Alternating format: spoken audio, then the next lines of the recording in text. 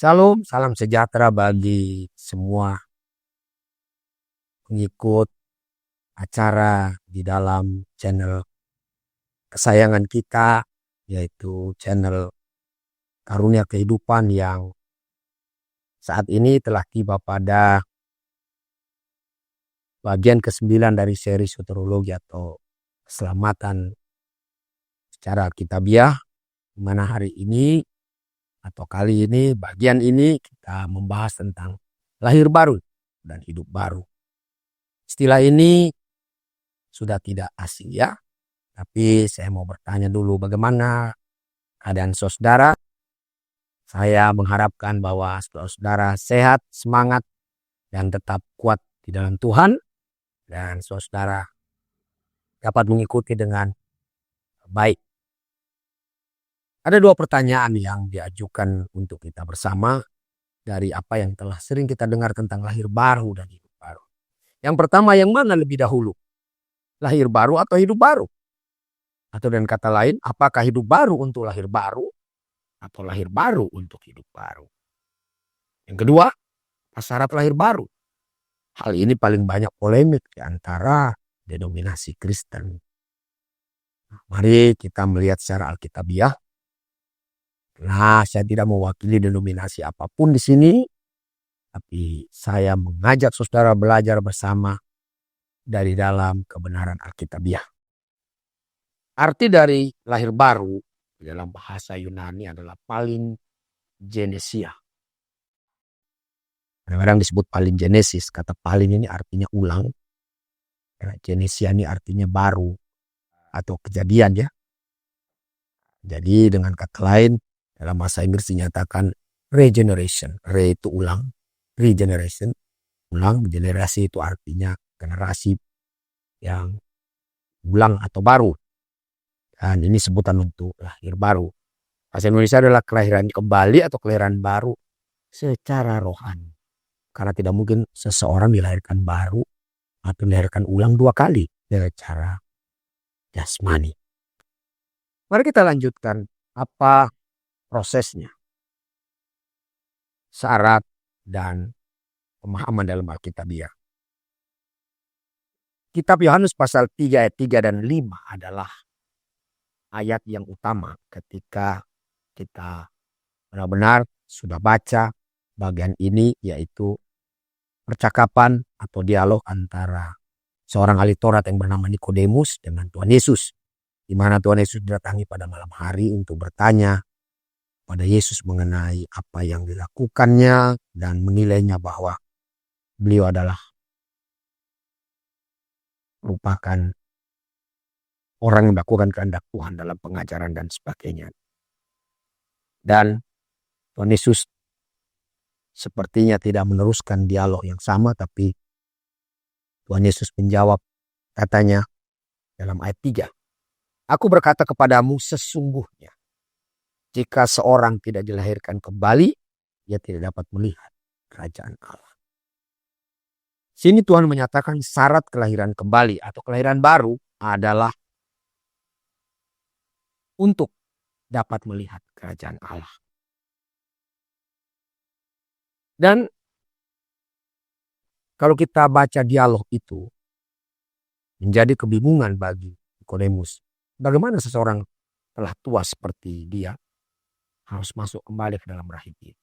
Tentu pemahaman atau persepsi dari atau di dalam diri Nikodemus, sang ahli Taurat tersebut, adalah secara lahiriah atau jasmani. Tapi Tuhan Yesus mengulangnya dalam Yohanes pasal 3 ayat 5. Ya, nanti dialog panjangnya, lengkapnya Bapak Ibu Saudara bisa buka dalam Yohanes pasal 3. Dalam Yohanes 3 ayat 5, kembali Yesus menjawab, aku berkata kepadamu, sama dengan ayat 3. Aku berkata kepadamu, sesungguhnya jika seorang tidak dilahirkan dari air dan roh. Kalau tadi dilahirkan kembali, sekarang dilahirkan dari air dan roh, ia tidak dapat masuk ke dalam kerajaan Allah.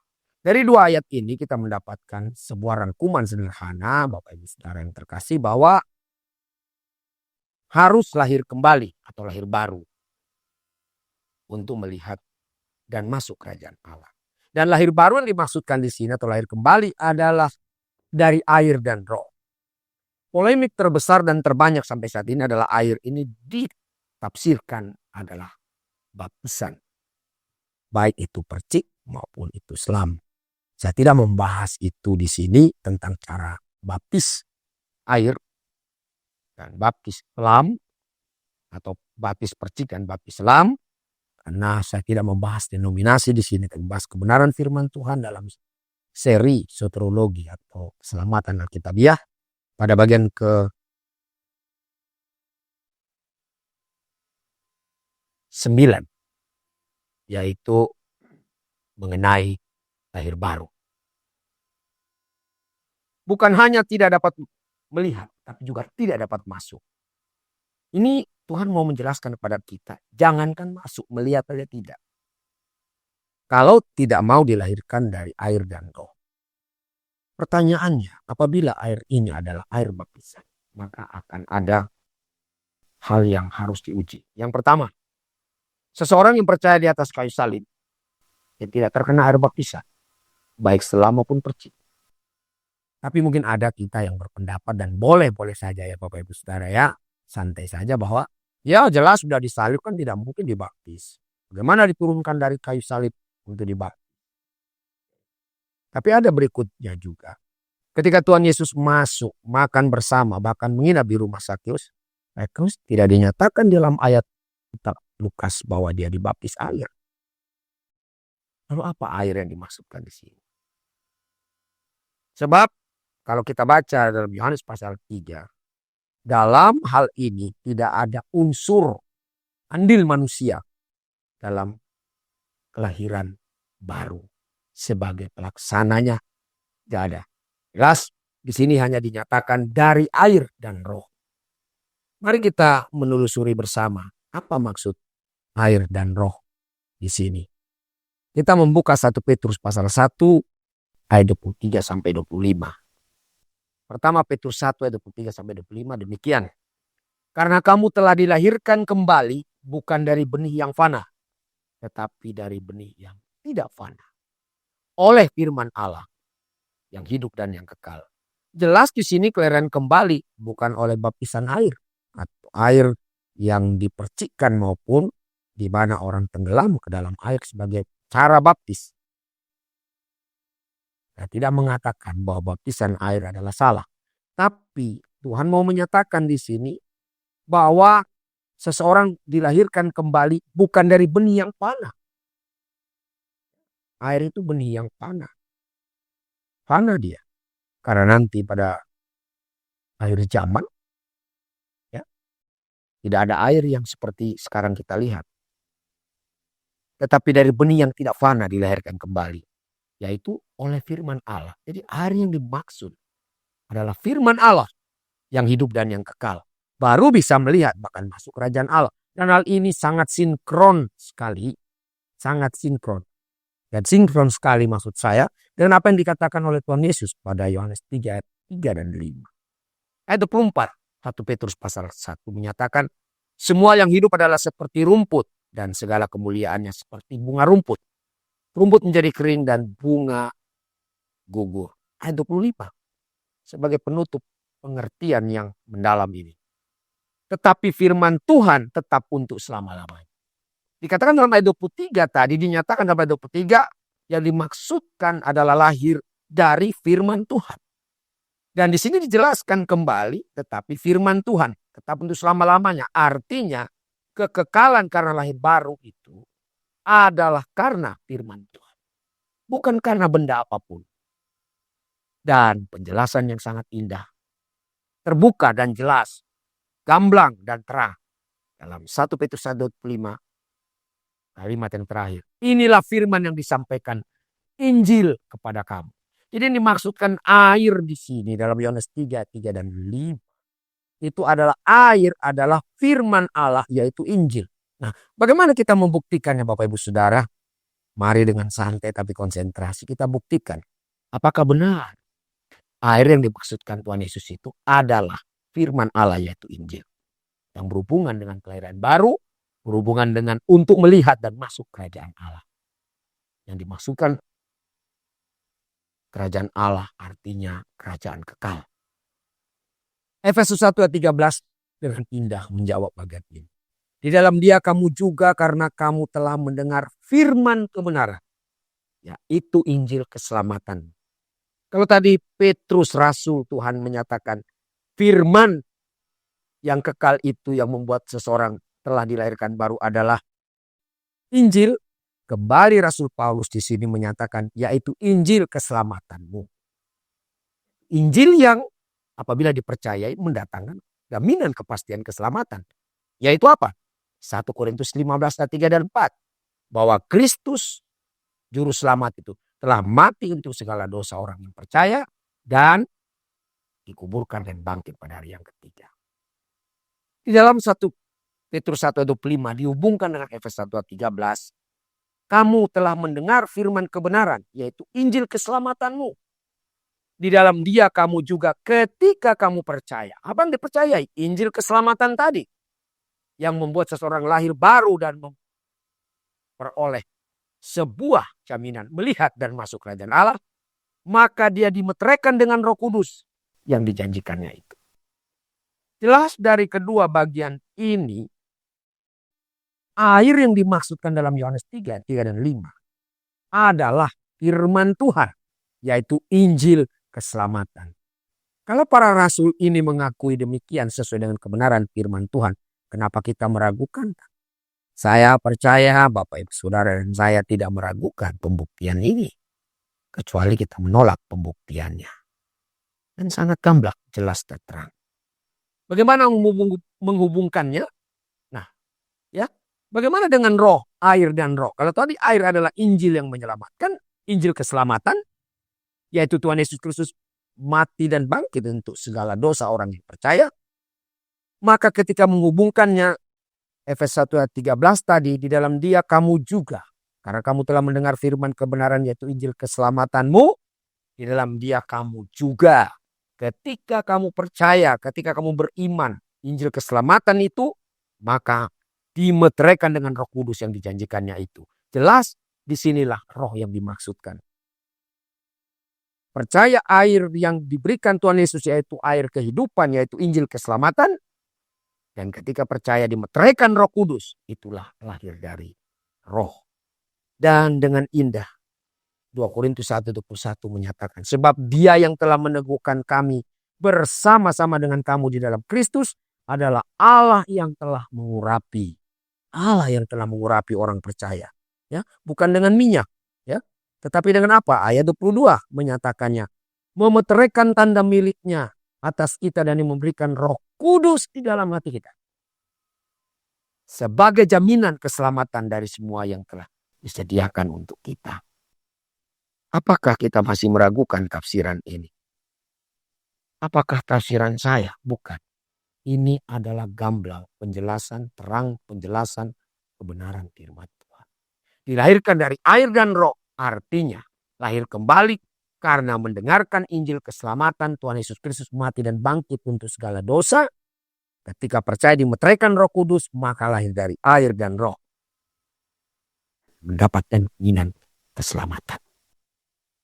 Bagaimana kita menyimpulkan bagian ini Bapak Ibu Saudara? Titus 3 5 sampai 7 menyatakannya dengan indah, merangkum harmonisasi kedua bagian di atas tadi. Titus 3 5 sampai 7 menyatakan demikian. Pada waktu itu Dia telah menyelamatkan kita. Kenapa? Karena ini surat ditulis kepada Titus untuk dibacakan bagi orang-orang atau jemaat orang kudus, orang percaya di Pulau Kreta, Yunani. Pada waktu itu Dia telah menyelamatkan kita. Telah selamat. Bukan karena perbuatan baik yang telah kita lakukan. Tetapi karena rahmat-Nya atau belas kasihan-Nya oleh permandian kelahiran kembali. Oleh kelahiran baru. Dan oleh pembaharuan yang dikerjakan oleh Roh Kudus. Di sini jelas yang membuat seseorang lahir baru bukan usaha bekerjaannya. Bukan usaha perbuatannya, tapi dikerjakan oleh Roh Kudus. Kenapa? Karena orang itu menerima, beriman di dalam hati bahwa Yesus Kristus Juru Selamat yang telah mati dan bangkit untuk menebusnya dari segala dosa, mengampuninya dari segala dosa. Ayat 6. Bahwa kelahiran kembali dan pembaharuan yang dikerjakan oleh Roh Kudus itu sudah dilimpahkannya kepada kita. Kita yang percaya. Orang kudus. Oleh Yesus Kristus juru selamat kita. Kata telah di sini semua dan kata sudah menunjukkan bahwa ini sudah berlangsung dan sudah tuntas. Maka hasilnya dalam ayat 7 sebagai jaminan. Supaya kita sebagai orang-orang yang telah dibenarkan oleh kasih karunia-Nya. Telah dibenarkan artinya sama dengan telah ditebus, telah diampuni, telah dilahirkan baru oleh kasih karunia Allah. Berhak menerima hidup yang kekal. Berhak selamat. Berhak kekal hidup bersama Tuhan dalam sorga. Sesuai dengan pengharapan kita. Bapak saudara yang dikasihi Tuhan Yesus Kristus. Kita mengerti sekarang. Bahwa lahir baru. Dari air dan roh. Artinya percaya iman. Atau iman kepada Injil keselamatan. Ketika mendengar bahwa Yesus Kristus mati dan bangkit untuk segala dosa kita. Dan ketika percaya dimeteraikan Roh Kudus. Semua itu adalah pekerjaan Roh Kudus. Kalau begitu kita dapat jawaban. Yang mana dulu? Lahir baru atau hidup baru duluan? Jelas lahir baru duluan. Dan bagaimana kita membuat ini menjadi analogi secara realita. Dan secara logika. Ya, seseorang menghidupi kehidupannya setelah lahir. Bukan sebelum lahir. Kalau sebelum lahir apa yang dihidupi? Lalu bagaimana dengan orang-orang yang sudah lahir baru? Dalam Titus 3:5-7 berbicara kelahiran baru. Titus 3:8 menyatakan ini. Sebagai bagian dalam satu perikop itu. Perkataan ini benar. Artinya lahir baru itu benar. Dikerjakan oleh Roh Kudus. Karena beriman kepada Yesus Kristus dan Injil keselamatan. Itu benar. Dan aku mau supaya engkau dengan yakin menguatkannya.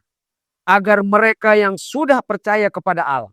Artinya agar mereka yang sudah lahir baru. Sudah lahir kembali oleh pekerjaan Roh Kudus. Sungguh-sungguh berusaha melakukan pekerjaan yang baik. Artinya hidup baru setelah lahir baru. Bukan hidup baru untuk lahir baru. Tidak terbalik demikian ya Bapak Ibu Saudaraku ya. Sangat sederhana. Itulah yang baik dan berguna bagi manusia. Artinya dengan iman kepada kasih karunia Allah. Maka memperoleh kehidupan kekal. Karena telah dilahirkan kembali oleh Roh Kudus. Maka orang-orang sudah lahir baru ini diminta hidup baru. Yaitu melakukan pekerjaan baik. Bukan supaya lahir baru. Tapi karena sudah lahir baru. Maka hidup baru berguna bagi manusia. Bapak Ibu Saudara yang dikasihi Tuhan Yesus Kristus. Jika melihat konteks yang tersusun rapi ini. Firman Tuhan tidak pernah membingungkan Bapak Ibu Saudara dan saya. Tidak pernah. Sama sekali tidak pernah. Karena Tuhan menghendaki supaya semua orang diselamatkan. Tidak mungkin dia membingungkan. Lalu bagaimana saya hidup baru? Karena telah lahir baru. Bukan hidup baru supaya lahir baru. Tapi lahir baru supaya hidup baru. Efesus pasal 4 ayat 21-24 menyatakan ini. Karena kamu telah mendengar tentang dia dan menerima pengajaran di dalam dia. Menurut kebenaran yang nyata dalam Yesus. Artinya kamu sudah dilahirkan baru. Ya. Ayat 22 yaitu bahwa kamu berhubung dan kehidupan kamu yang dahulu. Hidup yang lama maksudnya. Harus menanggalkan manusia lama yang menemui kebinasaannya oleh nafsu yang menyesatkan. Lalu ayat 23. Supaya kamu dibaharui di dalam roh dan pikiranmu. Pembaharuan hidup ini dimulai dari pembaharuan roh dan pikiran kita. Dan itu bisa terjadi kalau sudah dilahirkan baru oleh Roh Kudus.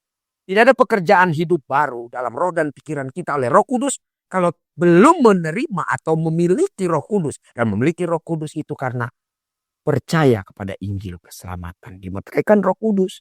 Roh Kudus mengerjakan palingenesia atau kelahiran baru. Maka kita mampu hidup baru. Ayat 24. Dan mengenakan manusia baru yang telah diciptakan. Sudah diciptakan. Taruh dalam diri kita. Menurut kehendak Allah di dalam kebenaran dan kekudusan yang sesungguhnya. Dari Efesus 4 ayat 21-24 mau menyatakan. Bahwa hidup baru terjadi bukan supaya lahir baru, tapi karena telah lahir baru. Dan setelah lahir baru artinya tidak boleh hidup dalam kehendak manusia lama kita, di dalam dosa, tapi hidup baru di dalam kebenaran dan kekudusan yang sesungguhnya.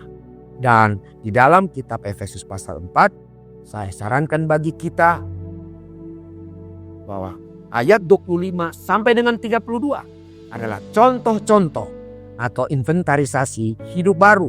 Di sana dilarang kita berkata-kata kotor, dilarang kita mendendam, dilarang kita amarah, ya. Kita harus saling mengampuni satu dengan yang lain. Dilarang memberi kesempatan kepada iblis, karena yang sudah lahir baru bukan lagi milik iblis, ya. Dan tidak boleh menyimpan kesalahan orang, tidak boleh mendendam, dan seterusnya. Bapak Ibu sekalian kasih Tuhan Yesus Kristus, kejawab sudah pertanyaan-pertanyaan kita lewat ajaran singkat ini, pemahaman singkat ini. Kiranya Tuhan Yesus memberkati pemahaman dan pengertian kita, karena ini sangat penting berhubungan dengan keselamatan kekal kita. Selamat belajar. Tuhan Yesus memberkati. Salam.